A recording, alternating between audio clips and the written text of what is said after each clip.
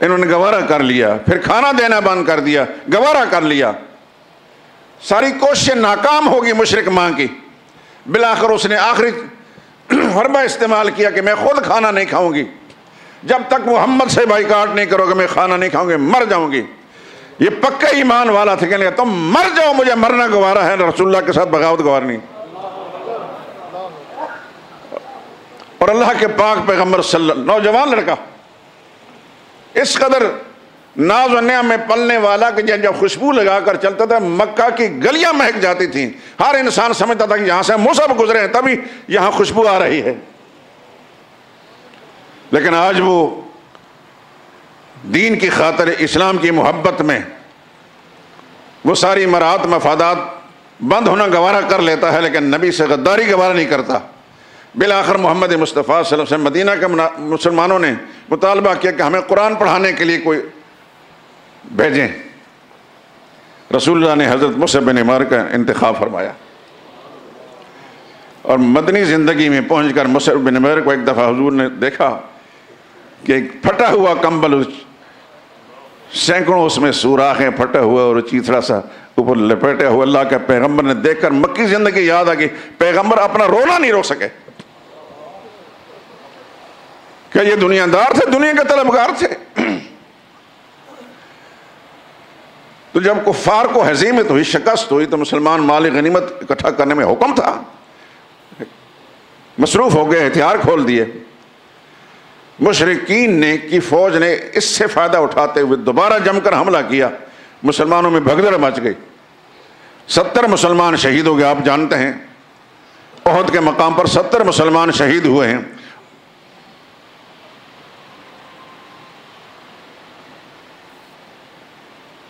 احد کے مقام پر ہی رسول اللہ صلی اللہ علیہ وسلم بہت زخمی ہوئے، گڑھے میں گر گئے۔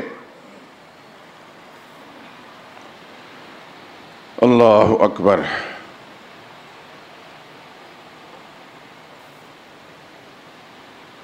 ظاہر بات ہے کہ مسلمانوں کے قدم اکھڑ جانے کے سبب سے رسول اللہ صلی اللہ علیہ وسلم کو تکلیف اٹھانا پڑی، بہت ندامت تھی، پشیمانی تھی ان کو۔ حضور نے بآواز بلند فرمایا الی عباد اللہ انا رسول اللہ، میں خدا کا پیغمبر یہاں زندہ موجود ہوں، خدا کے بندے واپس آ جاؤ۔ زخموں سے چور چور صحابہ کرام گرتے اٹھتے واپس حضور کے ارد گرد جمع ہو گئے۔ خالق کی کائنات کو پتہ تھا کہ آنے والے زمانے میں کوئی بدبخت ان پر انگشت نمائی کرے گا، یہ تو نبی کو چھوڑ کر بھاگ گئے تھے۔ اللہ نے فَإِنَّ الَّذِينَ تَوَلَّوْا مِنْكُمْ يَوْمَ الْتَقَى الْجَمْعَانِ إِنَّمَا اسْتَزَلَّهُمُ الشَّيْطَانُ بِبَعْضِ مَا كَسَبُوا، تم میں سے جو لوگ بھاگ کھڑے ہوئے تھے جب دو فوجیں آپس میں بھڑی تھیں، در حقیقت شیطان کے اثر کے سبب سے یہ سارا معاملہ ہوا، ان کی بعض خطاؤں اور غلطیوں کے سبب سے یہ معاملہ ہوا۔ بِبَعْضِ مَا كَسَبُوا وَلَقَدْ عَفَا اللَّهُ عَنْهُمْ وَلَقَدْ عَفَا اللَّهُ عَنْهُمْ، اللہ فرماتے ہیں مجھے اپنی عظمت اور کبریائی کی قسم میں ان سب کو معاف کر دیا ہے۔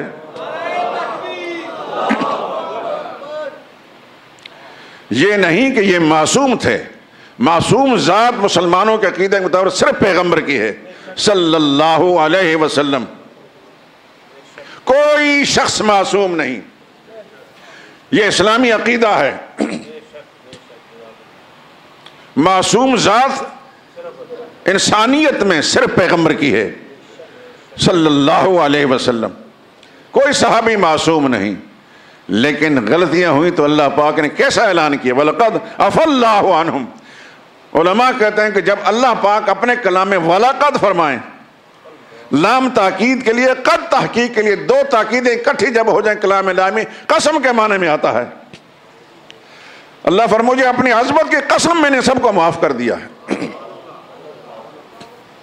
اس لیے میں آپ حضرات سے کہتا ہوں، آپ جس معاشرے میں جس دور میں جی رہے ہیں، آپ کو میڈیا کی طرف سے بھی خرافات سننے کو ملیں گی، پڑھنے کو ملیں گی۔ جاہل ملا جس کو قرآن کا کوئی پتہ نہیں، رسول اللہ کے فرمان کا پتہ نہیں، وہ بھی اول فول بکے گا۔ میں خدا کی توفیق سے، اللہ کی مہربانی سے، اللہ کے قرآن کی روشنی میں یہ بات کہہ رہا ہوں، احادیث کا ذخیرہ بھی میرے سامنے ہے، قرآن بھی میرے سامنے ہے، پوری ذمہ داری سے کہہ رہا ہوں۔ مشاجرات صحابہ کرام کسی موقع پر آپس میں ناراض ہوئے، اس کے بارے میں امت مسلمہ کا یہ عقیدہ ہے کہ اس پر کوئی بات نہیں کی جائے گی۔ یہاں ایک نقطے کے طور بات آپ کو سمجھاؤں، ہم لوگ جب آپس میں دو آدمی یا چند آدمی کسی معاملے میں جھگڑتے ہیں، اس کو کیا کہتے ہیں ہم اپنی زبان میں؟ اختلاف۔ پورے اسلامی لٹریچر پڑھ لیں، اس کے اندر صحابہ کے اس طرح کے نزاعات کو اختلاف کے لفظ سے تعبیر نہیں کیا، مشاجرات ہے، میم شین الف مشا، جیم را اور الف اور تا، کیا بن گیا؟ مشاجرات۔ صحابہ کے اختلاف کا نام رکھا ہے مشاجرات۔ اب مشاجرات کا کیا معنی ہے؟ شجر کہتے ہیں درخت کو، درخت آپس میں جب یوں گتھم گتھا ہو جاتا ہے، یہ ہے مشاجرہ۔ آپ نے دیکھا ہوگا سڑک کے دونوں طرف کے درخت جب آپس میں اوپر سے ملتے ہیں تو ایک سرنگ سی بن جاتی ہے۔ موٹر وے نئی نئی بنی تھی تو اس وقت جو درخت لگے تھے آپ حضرات نے دیکھا ہوگا، لیکن اس سے زیادہ میں نمایاں نمونہ مجھے یاد ہے، چھوٹے چھوٹے ہم جب پڑھتے تھے، ایبٹ آباد سے حویلیوں سے جا کر ایبٹ آباد میں جب داخل ہوتے تھے، وہاں سے آگے میر پور تک سیدھی سڑک جاتی ہے، وہاں دونوں طرف سے درخت ہے، اس طرح جیسا میری انگلیوں کو آپ دیکھ رہے ہیں۔ ایک عجیب خوبصورت منظر ہوتا تھا۔ جب کتابیں پڑھی تو پھر پتہ چلا کہ مشاجرہ کتنا خوبصورت ہوتا ہے۔ صحابہ کرام کا آپس میں ٹکراؤ یا اختلاف، جو اس کو امت مسلمہ نے اختلاف کے نام سے نہیں، مخالفت کے نام سے نہیں، مشاجرات کے نام سے تعبیر کیا، کہ جس طرح دو درختوں کا، شاخوں کا آپس میں مل جانا یہ خوبصورتی کا علامت ہے۔ صحابہ کرام کا اس قسم ٹکراؤ جو ہے یہ بھی ایک خوبصورت قسم میں ٹکراؤ ہے، امت کے لیے بے شمار اس میں ہدایت کا سامان ہے۔ لیکن اس بات کو اچھی طرح ذہن نشیر فرما لیں، بچے بھی اور جوان بھی اور بوڑھے بھی، کہ صحابہ کرام کا اختلاف، اس کے اندر آپ کو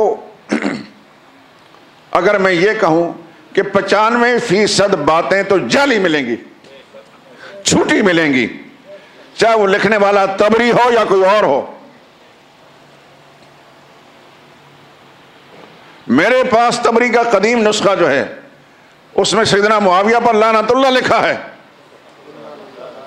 اس کتاب کو میں نے ضائع نہیں کیا، طبری کے دوسرے نسخے میں نے خریدے لیکن اس کو ضائع نہیں کیا، پرانی ہے، مصر کی چھپی ہوئی ٹائپ خط پر، 2 مقام پر اس میں لعنت اللہ لکھا۔ اب کیا کہیں گے؟ صحابہ لعنت اللہ کے حقدار ہیں، لکھنے والا لعنتی ہے، ہم اس پر لعنت بھیجتے ہیں، اس راوی پر لعنت بھیجتے ہیں، اس خطاط پر لعنت بھیجتے ہیں جس نے صحابی کا نام لے کر اس پر لعنت اللہ لکھا ہے۔ لعنتی وہ آدمی جو رسول اللہ نے فرمایا اذا رأیتم الذین یسبون اصحابی، جب تم دیکھو کہ میرے صحابہ کے بارے میں بدگوئی کرتے ہیں، سب سین با عربی زبان میں کہتے ہیں بدگوئی کو، آپ نے دیکھا سب و شتم اردو والے بھی استعمال کرتے ہیں، سب و شتم، شتم گالی کو کہتے ہیں اور سب مطلب بدگوئی کو کہتے ہیں۔ اذا رأیتم الذین یسبون اصحابی، جب تم کسی کو دیکھو صحابہ کے بارے میں بدگوئی کرتا ہے، یعنی ایسا کوئی لفظ بولتا ہے جس سے ان کی تنقیص کا پہلو نکلتا ہے، فقولوا لعنت اللہ علی شرکم، ایسا بدگوئی کے بارے میں کہہ دو خدا کی لعنت ہو تمہارے بدکاروں پر۔ ہر وہ شخص جو صحابہ کرام کے بارے میں تحریراً یا تقریراً کوئی ایسا مضمون لکھتا ہے یا بولتا ہے جس سے ان کی تنقیص ہوتی ہے، اس پر خدا کی لعنت ہو۔ بے روک ٹوک پھر خدا کی لعنت بھیجیں، مت مرعوب ہوں گے فلاں کتاب والا ہے، فلاں کتاب والا، فلاں کتاب والا نہیں ہے، خالق کائنات اپنی کتاب کے اندر ان کے بارے میں اولئک کتب فی قلوبہم الایمان اولئک هم المؤمنون حقا اولئک هم خیر البریہ، یہ سب سے اچھے لوگ ہیں۔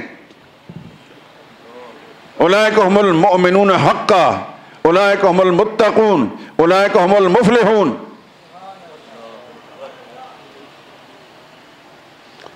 اولئک حزب اللہ، یہ اللہ کی جماعت ہے۔ ہمارے شیخ حضرت شیخ القرآن رحم اللہ اس آیت کو بیان کرتے فرماتا ہے، حزب کہتے ہیں فوج کو۔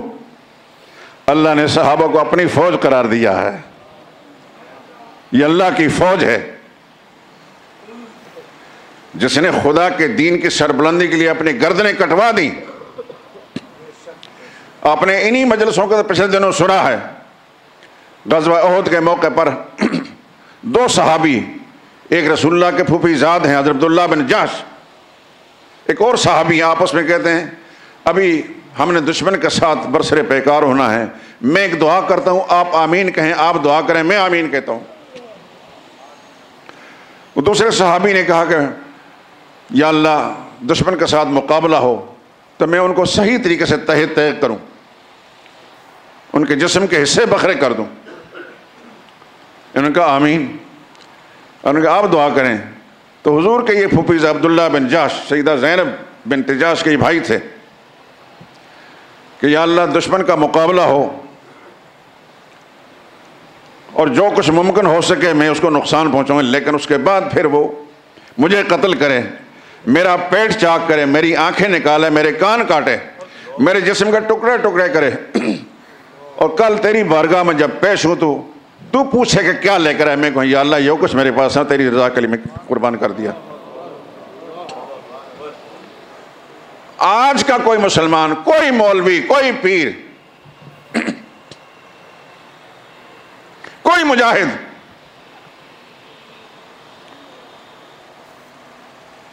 ایسا ہے تو پھر ہمیں کوئی حق پہنچتا ہے صحابہ کے بارے میں؟ سوچنا بھی جرم ہے۔ یہاں میں ایک بات کہتا ہوں، جس شخصیت کا میں ذکر کر رہا ہوں یہ تو ایسی ہماگیر شخصیت ہے کہ اس کے لیے میں مہینوں بھی اگر آپ کے ساتھ گفتگو کرتا رہوں تو ان کے شخصیت کے وہ تمام تابناک پہلو جو مکمل نہیں ہوں گے۔ ایک بات کہتا ہوں، یہ بات بھی ابن کثیر نے البدایہ والنہایہ میں لکھی، اور میں نے ابھی حال میں ایک کتابچہ لکھا حقائق کا جائزہ، سیدنا معاویہ اور سیدنا علی کے باہم تعلقات، باہم محبت اور احترام پر مبنی تھے، نہ کہ عداوت اور انتقام پر۔ یہ اس کا عنوان ہے۔ یہ 28 سال پہلے میں نے ایک مضمون لکھا تھا، وہ گم ہو گیا تھا، اللہ کی مہربانی سے دوبارہ ملا تو پھر میں نے کہا جلدی جلدی اس کو چھاپ دیا جائے، پھر گم ہو جائے گا۔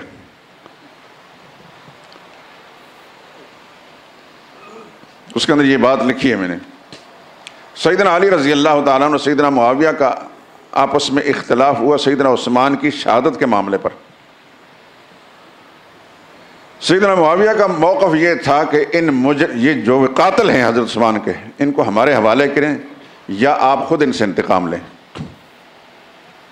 کہ خلیفہ راشد رسول اللہ کے دوہرے داماد کو انہوں نے قتل کیا ہے۔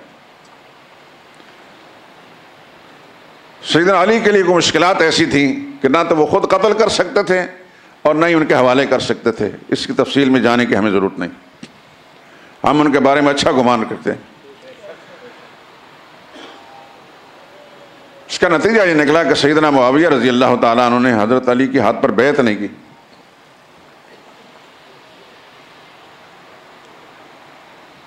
بیعت نہ کرنے کے سبب سے اختلاف بڑھا، تفصیلات میں جانے کی ضرورت نہیں، نقصان بھی ہوا۔ ان دو بھائیوں کے آپس میں اختلاف سے رومی حکومت نے فائدہ اٹھانا چاہا